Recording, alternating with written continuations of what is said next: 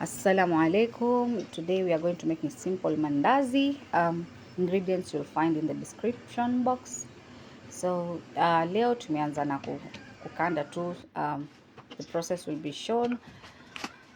So after ushakanda unga wako kama kawaida, just roll it out to your desired size. Una roll to the desired size. Ukimaliza, that's when you get to cut shapes according to your preference. Leo nili prefer squares.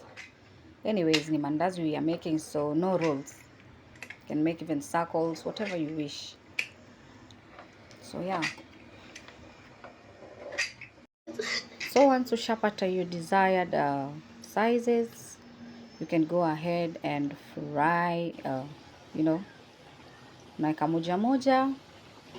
Now make sure that zisifinyane kwa pan. So fry them nicely until like you get colors zile umependa. So yeah, that's the process. So once mahamri yenyu yako tayari, you can choose to have it with either tea, milk, black coffee, white coffee. The choice is yours.